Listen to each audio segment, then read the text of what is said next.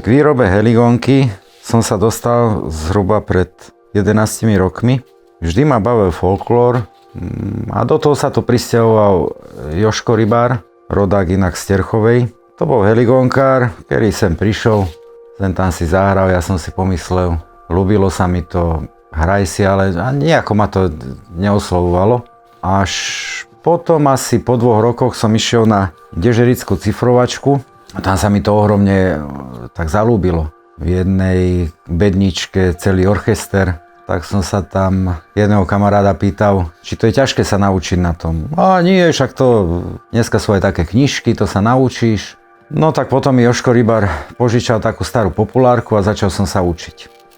Asi po 2 mesiacoch som si kúpil potom novú heligónku a veru aj do roka som na tej dežerickej cifrovačke vystúpil.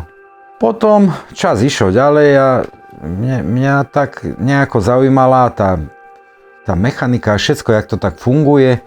Tak som sa pokúkal a teda, že by som skúsil vyrobiť takú svoju.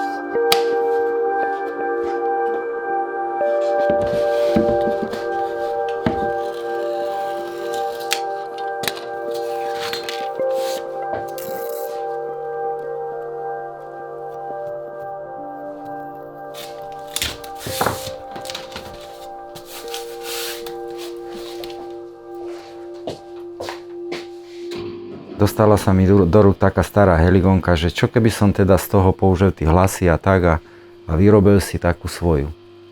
Z tej som povyberal vlastne tie mechaniky, hlasy a to všetko a urobil som svoju prvú heligónku.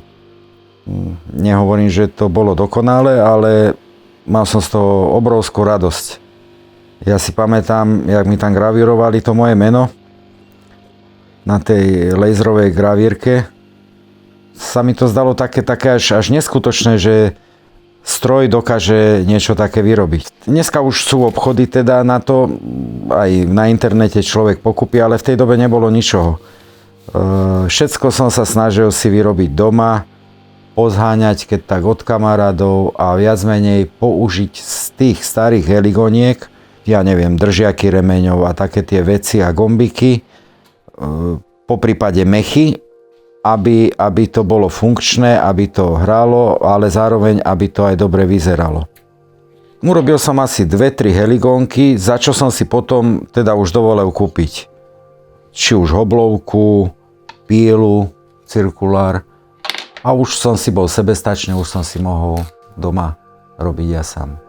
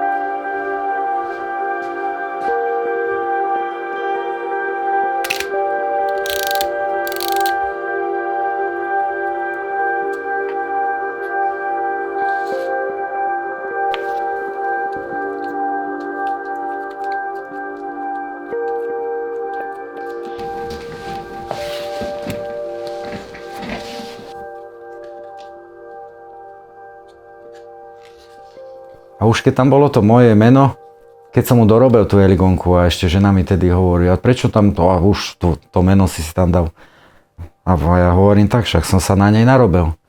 To je taká vizitka toho majstra. A neviem, aj dneska to tak mám, že keď aj stará heligonka sa mi dostane do rúk, dneska ľudia dávajú z povalov tí staré, každý to obdivujeme, Konštantín Štibic alebo Hlavačkovci, Kebrle. To má také, ja neviem, aspoň pre mňa také čaro, že tí ľudia sú tu není, ale ten nástroj tu je. Teraz tiež raz tu už nebudem na tomto svete a čo keď tak tu moju za 100 rokov volá, kto dá dolu z toho povala a povie si, kto to bol ten Miro Adamec Dežeric. Jak to vtedy fušúval, lebo zas už ono to bude celkom inde v tej dobe. Jak aj my sa teraz pozastavujeme nad tým, tuto je to takto odpílené a to asi náročky Figuborovú. Tí ľudia robili vtedy s tým, čo mali, koľko razy to bola nepresná robota a dneska to obdivujeme a má to svoj šmrnc, svoje také čaro. A hovorím, raz tak možno budú na tú moju pozerať. A zostane tu také hmotné volačo po mne, lebo človek raz tu nebude, ale toto tu zostane po mne.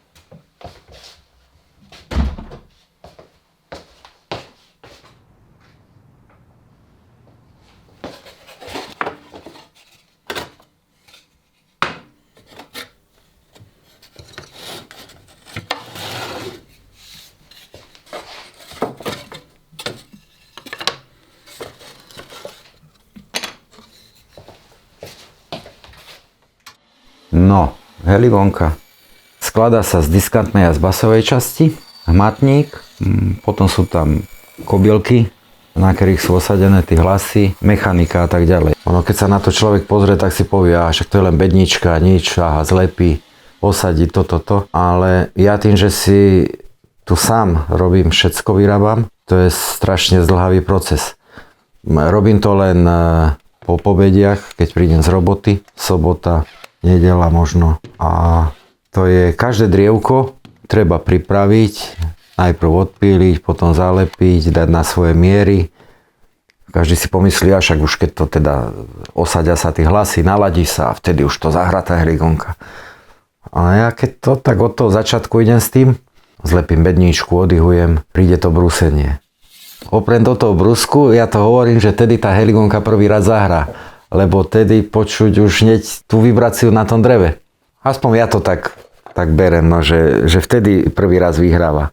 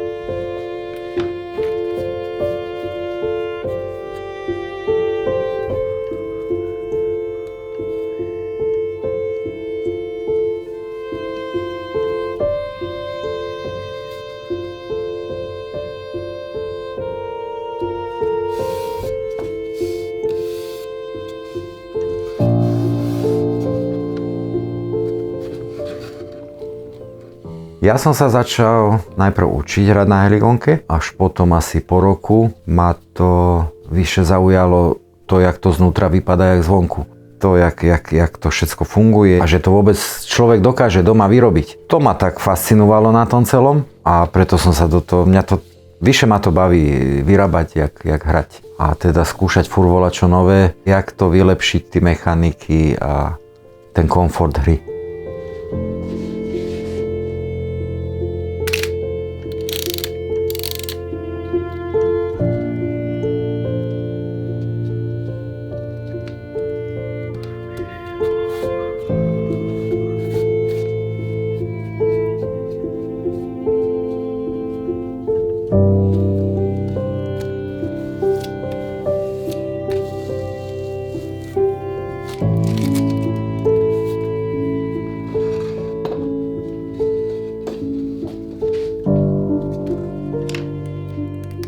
Niekto si povie, a však ten vyrába heligonky, ten má peňazí, toto.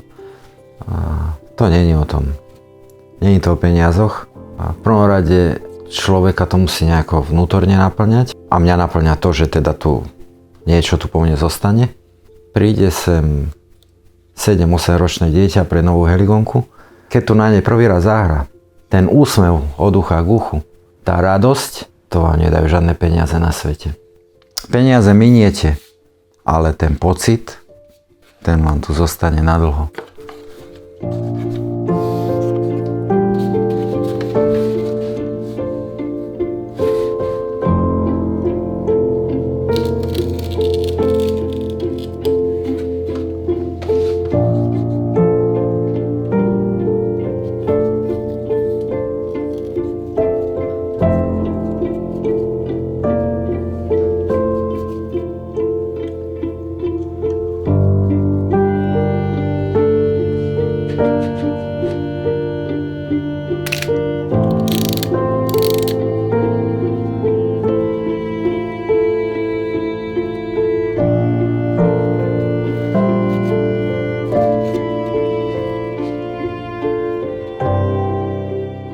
Výroba heligonky sa odhaduje ťažko, teda aspoň u mňa.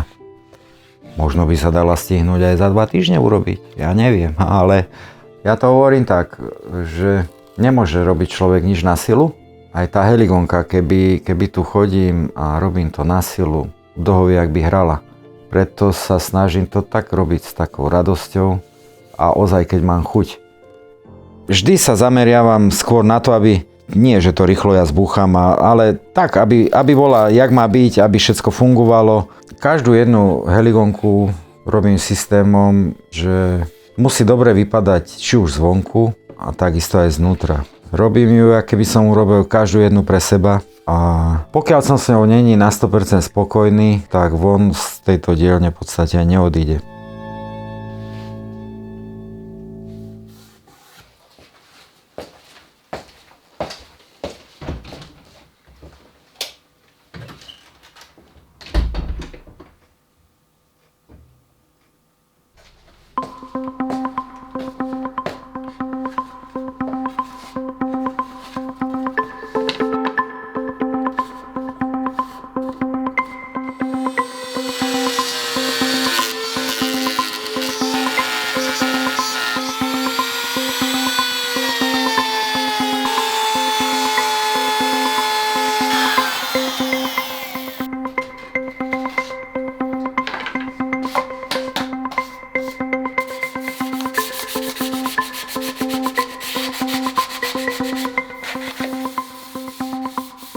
Začiatky boli také, že nemal som ani Versailles, nič.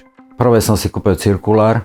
Cirkulár, už keď som mal cirkulár, už som bol majster sveta, lebo už sa mi dalo aj pieliť, aj dosky. Za tú prvú vyrobenú heligonku som si kúpil hoblovku, lebo dotedy som mal len taký ručný elektrický hoblík a no, s tým to bolo nepresné, nedalo sa s tým robiť. Vždy som sa snažil v tých začiatkoch kúpiť heligonku starú, ale príklad s dobrým mechom a dobrými hlasmi teda. A to som použil vlastne potom na tú novú. To bolo asi zo 5 kusov prvých takých. A naučil som sa veľa na tom.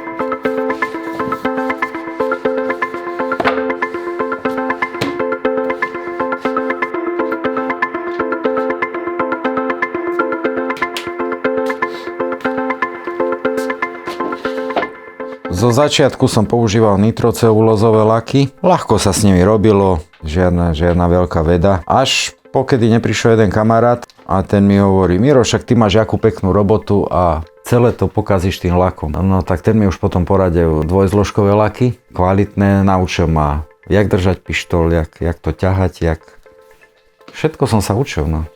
Keď chcem dosiahnuť to, aby bol ten povrch pekný, hladký, to nie je len, že raz nastriekam a hotovo. Je to niekoľkokrát to musím opakovať, nalakovať, prebrusiť, nalakovať. Až teda, aby ten efekt bol taký, ako chcem, aby to bolo pekné, hladké. A to sa človek nenaučí zo dňa na deň. Všetko kopu času a kopu roboty. A kopu nepodarkov hlavne.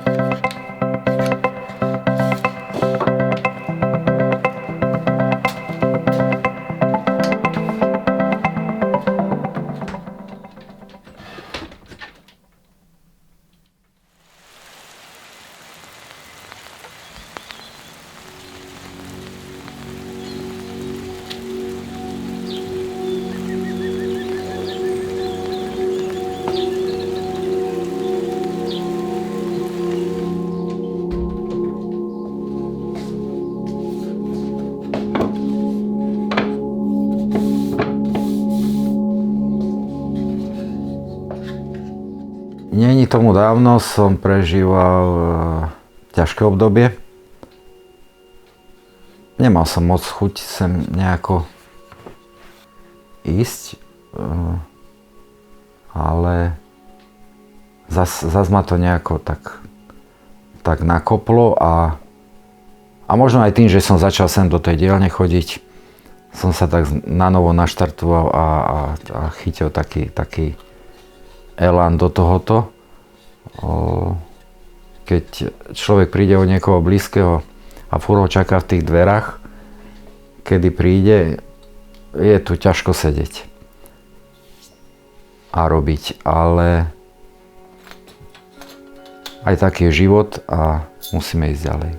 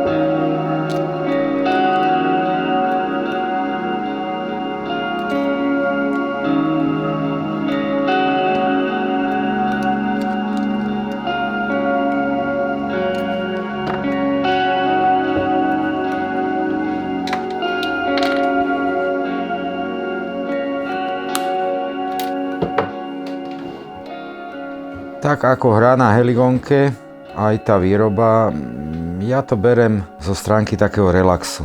Nemal by som nikdy asi záujem, že robiť sa tomu venovať na plný úväzok. To asi nie. Toto mi robí tak ma to nejako vnútorne naplňa. Ten dobrý pocit z toho, či už z tej hry, alebo z tej výroby. Idem sem každý deň.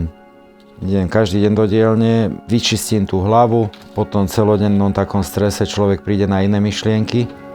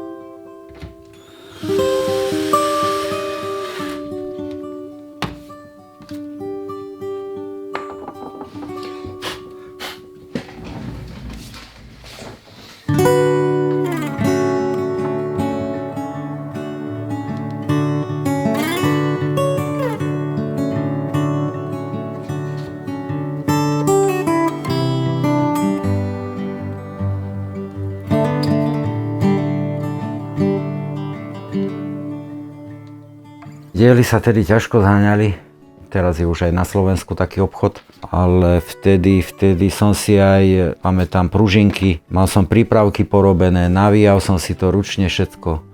Ale dobre, no prešiel som tým a vlastne na každej jednej tej heligonke som sa o čosi posunul dopredu.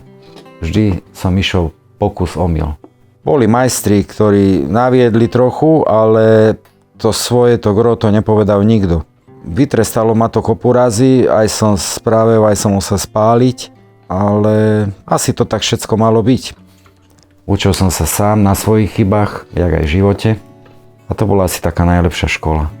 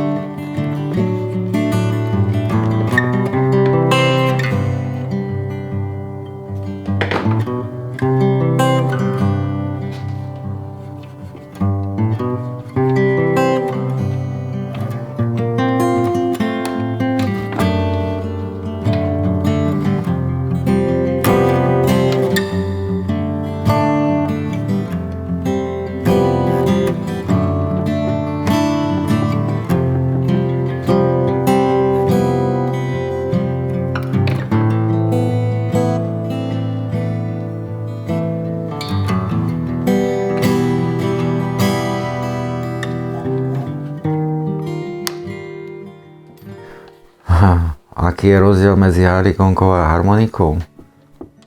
Tu by som povedal asi jeden zásadný veľký rozdiel medzi akordeónom a heligonkou je to, že heligonka na ťah a na tlak vydáva vždy iný tón na rozdiel od akordeónu, ktorý hrá tam aj naspäť jednako. A ďalšia taká zásadná vec, heligonka je preto heligonka, lebo je tam ten heligon bas, čo robí tú heligonku výnimočnou. Aj to je určite jeden z dôvodov, prečo som sa do výroby pustil, lebo vždy ma to fascinovalo, ten mohutný bas a to brumkanie také tej heligonky.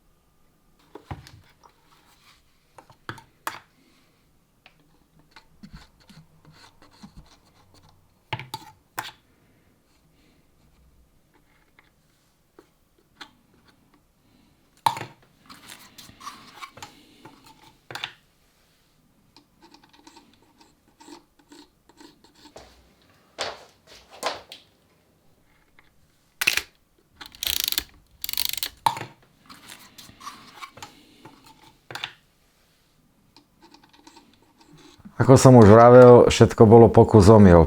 Aj pri tom zalievaní hlasov. Išiel som do včelárskych potrieb, kúpil som vosk, doma roztopel. Myslel som si, že bude dobrý. Zalial som, vosk nedržal, praskal.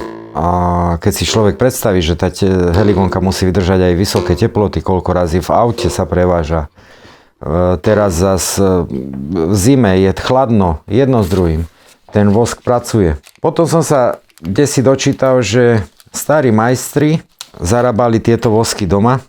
Viem, že tam primiešavali aj bravčovú masť do toho, kolofóniu, ale k tomu som sa ešte teda ani nedostal. Možno to raz vyskúšam.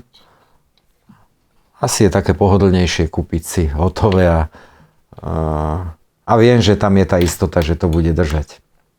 Pretože aj časom, rokmi, to vidím teraz na tých starých heligonkách, že jak začne ten vosk praskať, už ten hlas nedrží, rezonuje. Možno lepšia technológia bola, aj to dodnes robia niektorí výrobcovia, že sa to klinčekuje na košky. Ja to voskujem a to sa mi zdá taký asi najlepší systém.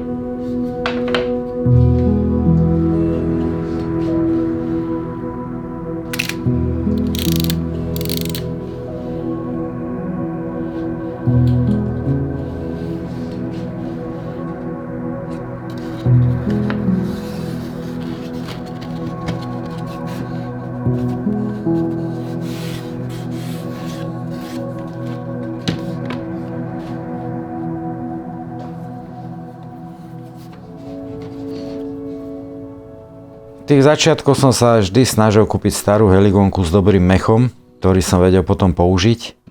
No lenže potom k novej heligonke patril aj pekný parádny nový mech. To sa tiež bolo treba naučiť. Jediného, ktorý ma tak napadal, tak bola potom sestra, s ktorou sme sadli a rozmýšľali, jak to celé robiť. Nemali sme žiadny návod na to, tak veľkou pomocou bol internet. Tak tam sme pomaly po večeroch študovali. No a dneska mi mechy robí parádne a robí ich do dneska.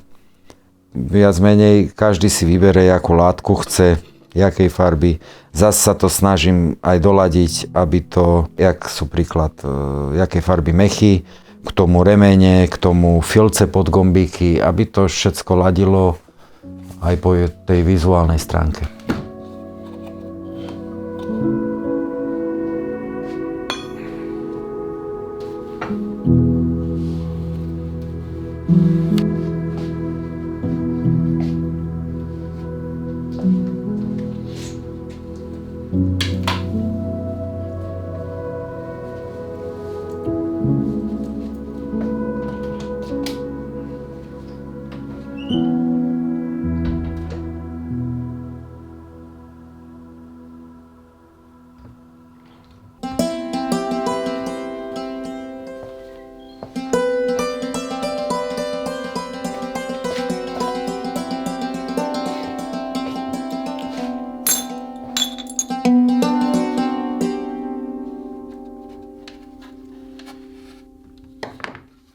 Keďže pochádzam z Okšinnej a babka dokonca tam založila folklórnu skupinu Bukovina Kšinna, od malička som bol vedený k tomu folklóru.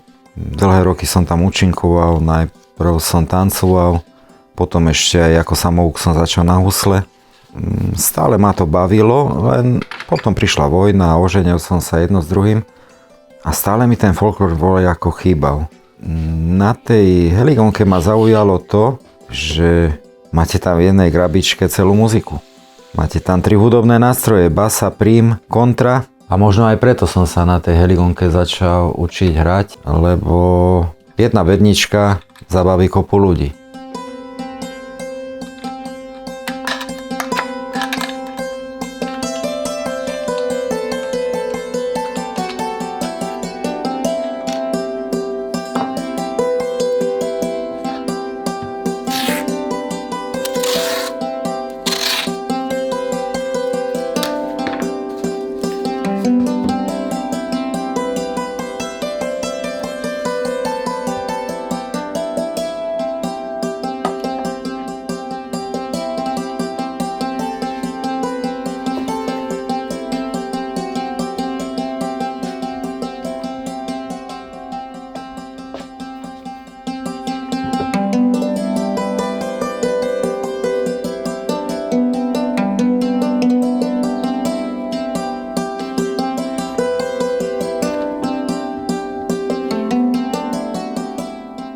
Folklór je taká moja súčasť života už od malička.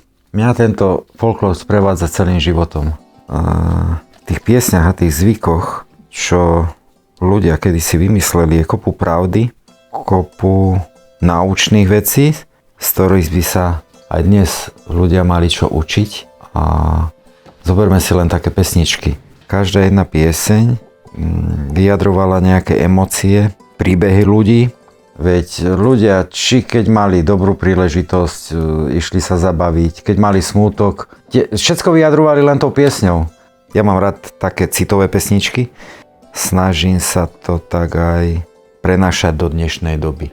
Ja som sa v tomto tak našiel, keď mám aj ťažkú chvíľu, vyťahnem heligonku, zahrám si a zase keď je veselosť, príde Kristián, ruka hore a tak nám je koľko razy tak aj veselo, dobre.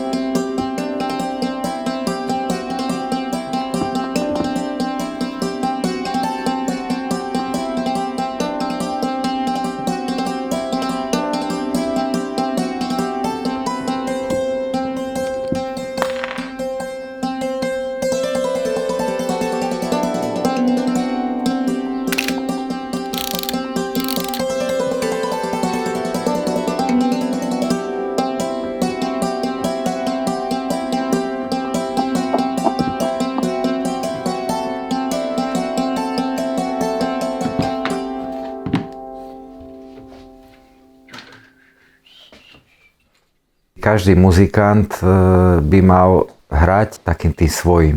Ja stále hovorím, že není dobrý a zlý heligonkár, každý je výborný, lebo každý to hrá asi tak, jak najlepšie vie. A neviem si ani predstaviť, že by všetci hrali na jedno kopyto, veď to by ani nevyznelo pekne. Kedysi aj tej Kšidnej bol Jožko Bodka, heligonkár, mal obyčajnú populárku, zabavil s ňou celé Slovensko, ešte aj v zahraničí a nikto sa mu nekúkal na prsty, jak to hrá, alebo takto by to malo byť, alebo hentak. Každý, kto to robí, tak volí ako od srdca, robí to dobre, určite to robí dobre, lebo hrá tak, ako najlepšie vie. A tiež kedysi veď tam bola v krčme desika hodená heligonka. Kto prišiel, jak zahral, ale hlavne, že sa všetci zabavili. Dneska je kopu všelijakých štýlov, ale pri tom všetkom sa nejako zabúda na to také staré, že aspoň ja to tak berem dneska, či urobiť tým mechom hore, dole a či to zahra tak, jak to má byť. Čo je, jak má byť? Podľa mňa není dneska ani dobrý muzikant alebo zlý muzikant. Každý je dobrý, keď to zahrá od srdca. A tak by to malo byť.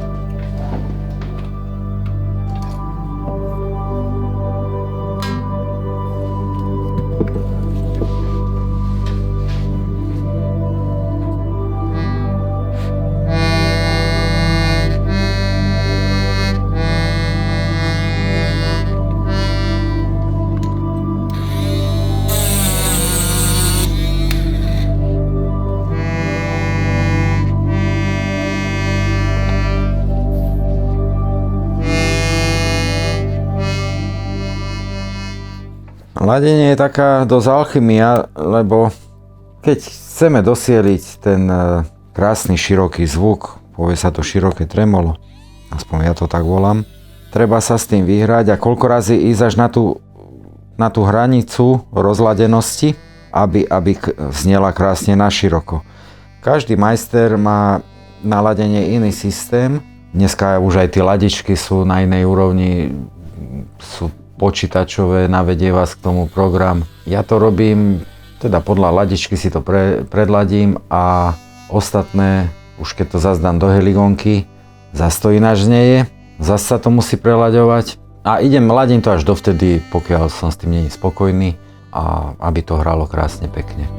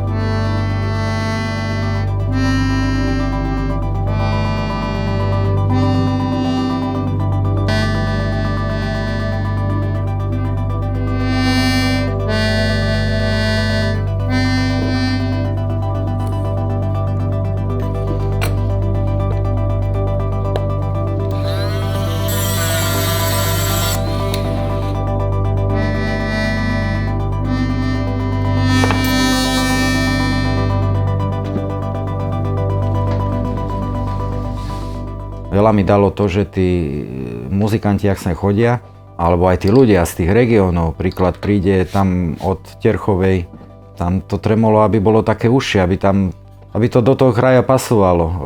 Keď príklad tam dolu Záhorie, tam zase aby bola taká široká, tak aby sa rozplývala, tak lahodne, oni sú takí pohodoví ľudia. Tak aj to ladenie sa musí tej oblasti tak prispôsobiť. Aspoň ja to tak robím. Hovorím, každý sme iný, každý to robíme ináč. 100 ľudí, 100 chutí. Keď aj prídu, aj si povie, tak steň tak, aby bola taká upišťaná. A hlavne pre tie deti to je dobre, keď sa učia, lebo ten tón je taký čistejší. Keď je to tremolo široké a muzikantovi sa to zdá ako keby až falošné, ale tým, že ide ten zvuk do priestoru, tým to vytvára ten pekný efekt taký.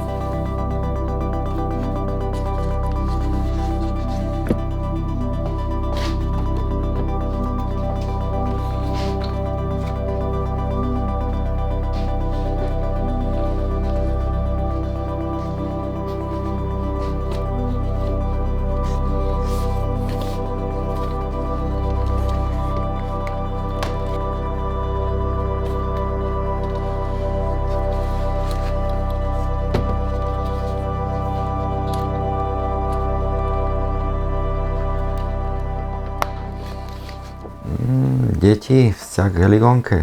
Pamätám si, mal som prvú heligónku, Sabineta vtedy, tata, ja chcem klavír, kúpme klavír.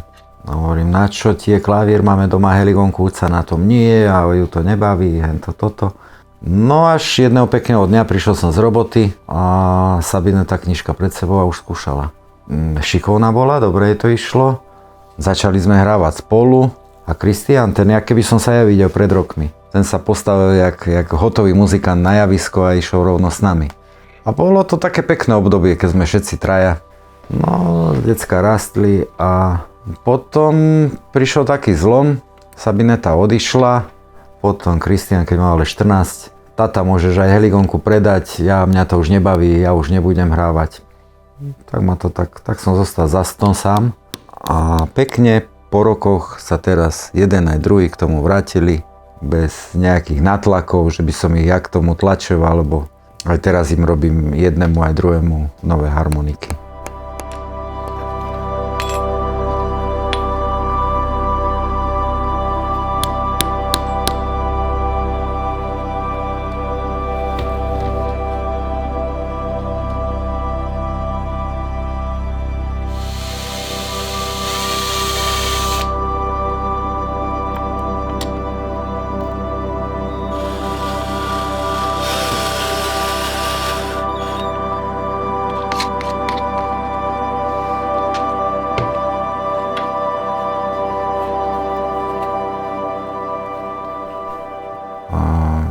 Zas druhá vec je to, že to po mne ako keby prebere. No, Sabinka tá býva mimo domova, tam je asi strašne malý predpoklad.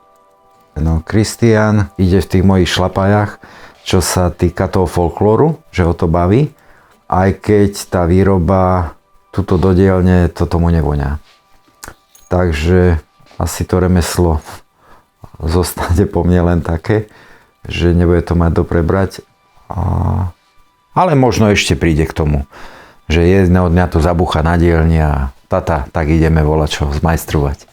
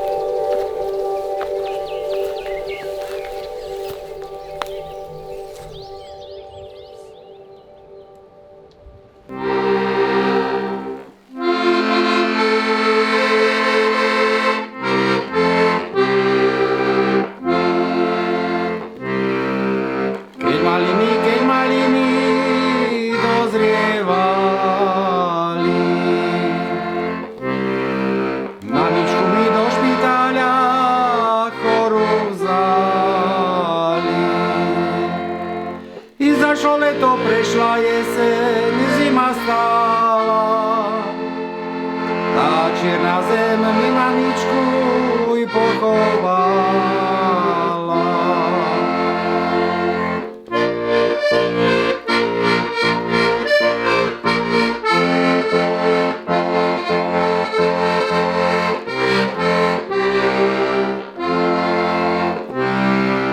A či idem do dediny, a či k poľu, tu rozmýšľam, tam vyzerám mamku moju. I tak mi chýba pohľadenie, je ruka tvoja. Kdeže si sa mi podiela, aj mamka moja.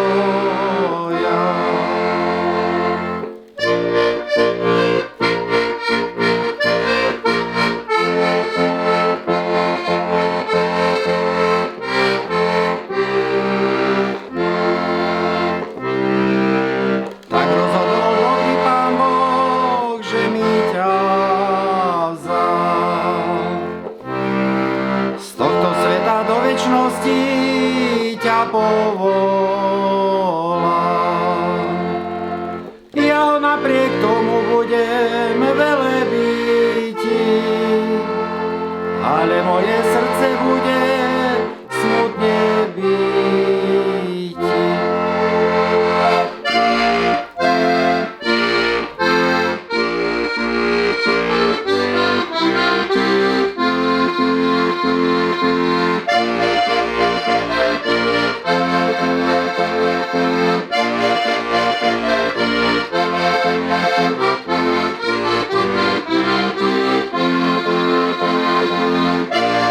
Thank you.